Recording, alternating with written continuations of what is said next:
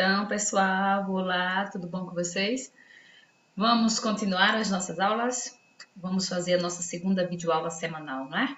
Então, sejam todos muito bem-vindos e vamos dar continuidade ao nosso trabalho. E nesse momento nós vamos falar sobre as doenças causadas por vírus, da página 144 à página 149. E vocês poderiam me dar exemplos de doenças causadas por vírus? Agora, todo mundo vai falar Covid, que é causada pelo coronavírus. Mas vamos lá, vamos ver que existe uma série de doenças causadas por vírus. Os vírus são parasitas que obrigatoriamente precisam de outros seres vivos para sobreviver, como bactérias, protozoários, algas, plantas e animais. Muitas doenças causadas por vírus, são chamadas de viroses, como a gripe, o resfriado, a poliomielite, o sarampo, a rubéola, a cachumba, a parotidite e a catapora, são transmitidas de uma pessoa para outra por meio de espirro, tosse ou fala, que espalham gotículas no ar. A transmissão dessas doenças pode ocorrer também por meio de água ou alimentos contaminados, com a saliva de pessoas infectadas. Com exceção do resfriado, há vacinas eficazes contra essas doenças. Outras viroses, como a dengue, a zika, a chikungunya e a febre amarela, são transmitidas por mosquitos, enquanto a raiva é transmitida por mordidas de animais infectados. Vamos conhecer com mais detalhes algumas viroses. Vamos falar de gripe e resfriado. Estão vendo essas figurinhas aí tão coloridinhas, bonitinhas, essas bolinhas? A gripe e o resfriado são causados por vírus diferentes. No entanto, alguns de seus sintomas são semelhantes. Quais são os sintomas? Coriza, nariz entupido, tosse e espirro. Em geral, a febre só aparece nos casos de gripe. Então, olha aí. Isso aqui são os vírus, causadores da gripe e do resfriado. Embora sejam comumente confundidas pelas pessoas por causa dos sintomas, a gripe e o resfriado são doenças causadas por tipos de vírus diferentes. Em A, que é a primeira imagem, a representação artística de um tipo de vírus influenza que causa a gripe. E em B, a representação artística de um tipo de vírus que causa o resfriado. Então são parecidinhos, que são esféricos, mas têm suas diferenças. Nos dois casos, a transmissão se dá quando os vírus de uma pessoa infectada são espalhados por gotículas eliminadas pelas vias respiratórias durante a fala, o espirro ou a tosse. Muito parecido com o coronavírus, não é? O contágio acontece também quando se leva a mão ao nariz ou à boca depois de ter tocado em uma superfície contaminada com o vírus. Vamos lá. Por essa razão, medidas de higiene como lavar as mãos com frequência e usar lenços ao espirrar ou tossir podem evitar essas infecções virais. Eu vou voltar aqui um pouquinho desse texto complementar, vou ler para vocês. A transformação viral. Logo após o aparecimento dos primeiros casos da gripe suína no México, em abril de 2009, o Centro de Controle e Prevenção de Doenças nos Estados Unidos divulgou que a doença poderia se transformar em uma pandemia, o que de fato ocorreu. Um ano e meio depois, os cientistas do CDC continuam tentando entender a patologia do vírus influenza, a H1N1, causador da gripe. De acordo com Sherif Zaki, chefe de Departamento de Patologia e Doenças Infecciosas do CDC, o H1N1 pode estar se transformando e adquirindo uma patologia semelhante à do vírus do influenza sazonal, que causa gripe comum. Vou ler o restinho lá no final da página, certo? Zaki explica que o H1N1 continua circulando e os surtos podem voltar a ocorrer.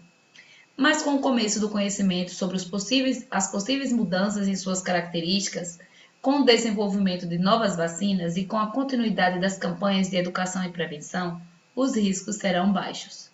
Por outro lado, as pesquisas têm mostrado que nos casos fatais de influenza, a incidência de co-infecções com bactérias é maior do que se imaginava. Agora vamos lá, continuar falando sobre a influenza. Olha aí, as gotículas contaminadas por vírus podem ficar em superfícies como objetos pessoais. Ao espirrar ou tossir, é importante usar lenços de papel para evitar espalhar os vírus presentes nas gotículas de saliva. Essa medida é importante para prevenir a transmissão da doença para outras pessoas. Continuando. A gripe também é conhecida como influenza, porque antigamente se acreditava que a doença era provocada por influência de corpos celestes. Olha só, gente. A vacina contra a gripe oferece uma proteção limitada, de cerca de 1 ano.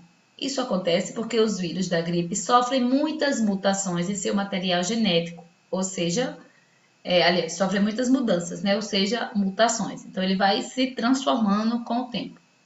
Assim, depois de 1 ano, novos vírus mutantes já estarão no ambiente e não serão sensíveis às mesmas vacinas. Você vai ver mais sobre mutações no 9º ano. O governo fornece gratuitamente a vacina para maiores de 60 anos, crianças de 6 meses até menores de 5 anos, profissionais da área da saúde, professores da rede pública e privada, entre outros. A gripe A, H1N1, que ficou conhecida como gripe suína, é uma doença respiratória causada pelo vírus influenza tipo A, subtipo H1N1. A gripe A teve origem em abril de 2009 no México e de lá se espalhou para o resto do mundo.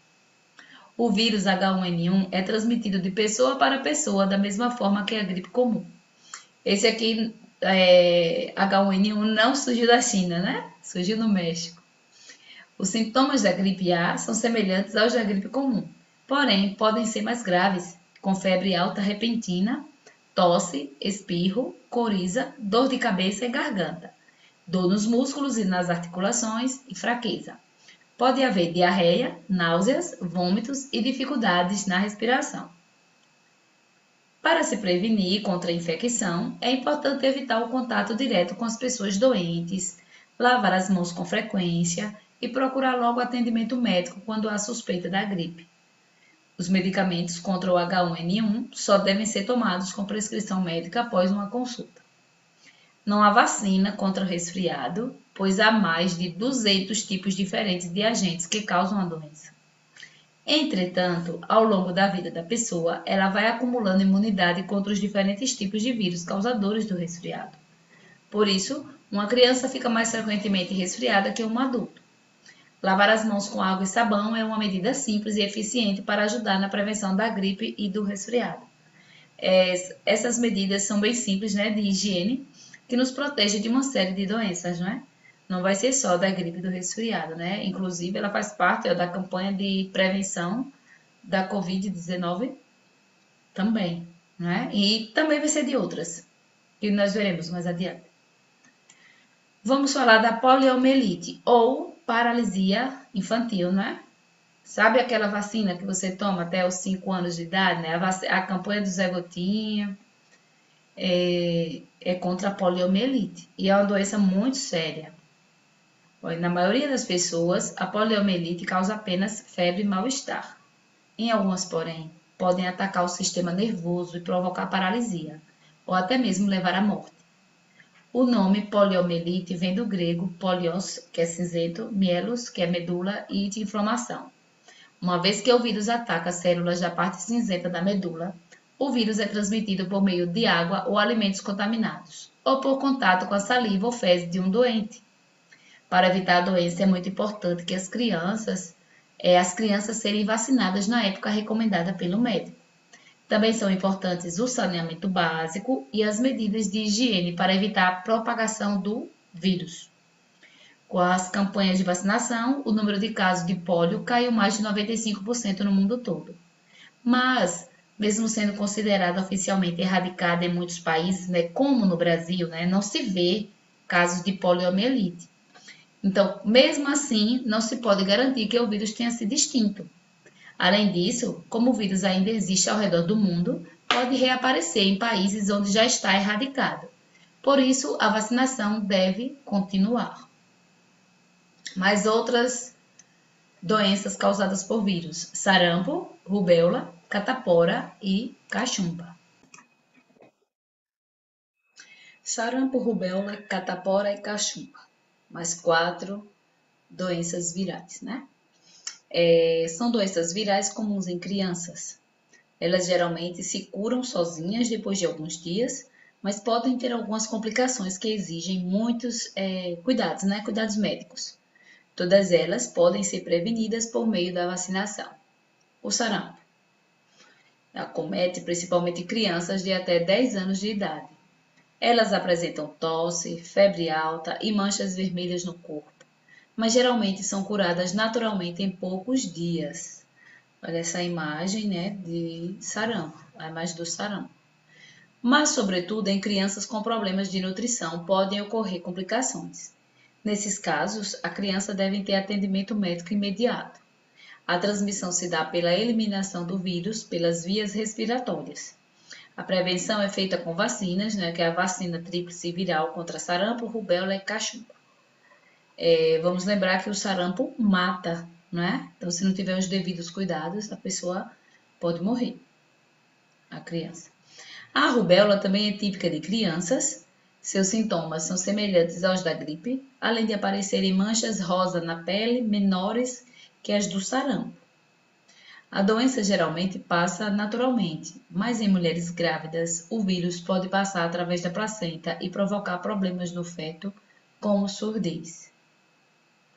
A catapora é uma doença comum em crianças. Entre os sintomas estão febre, enjoo, vômitos e pequenas bolhas no corpo. A pessoa geralmente melhora sozinha em poucos dias, mas pode ser necessário procurar um médico. As bolhas não devem ser coçadas, pois pode haver contaminação por bactérias.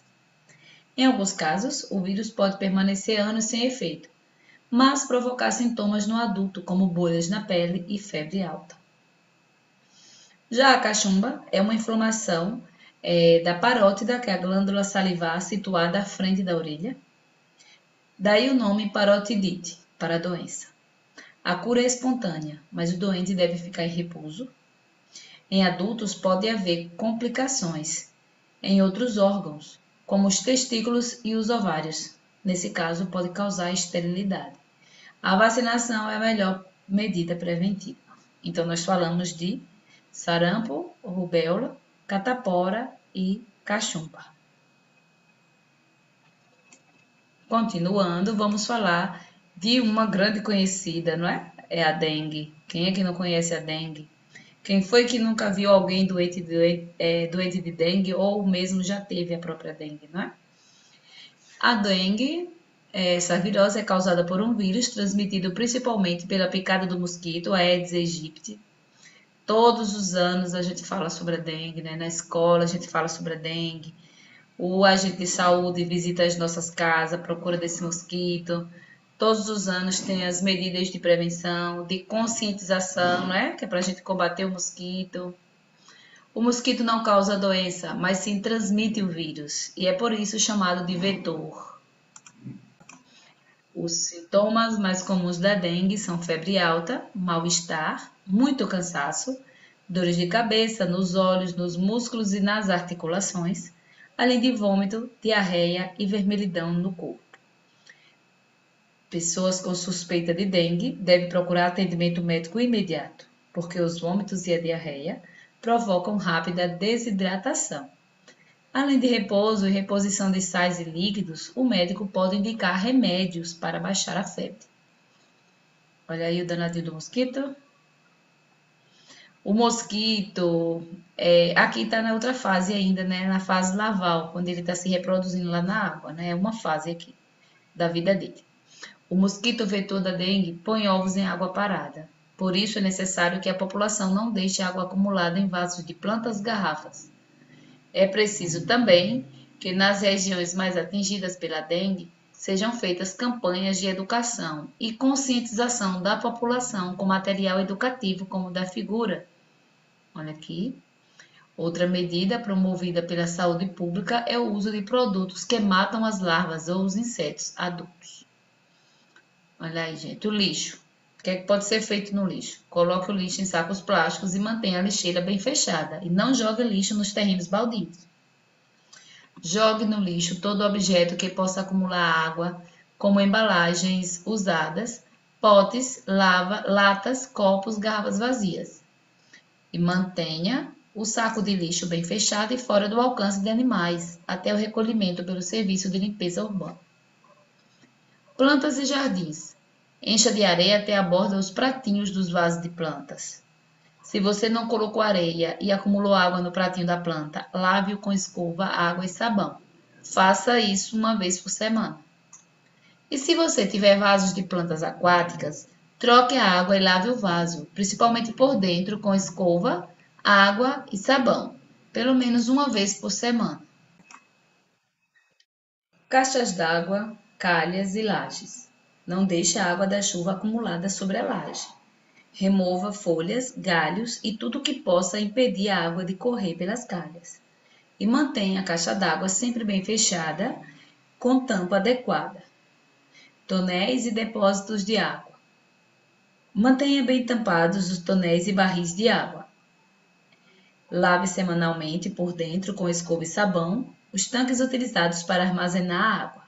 E lave principalmente por dentro com escova e sabão os utensílios usados para guardar a água em casa, como jarras, garrafas, potes e baldes.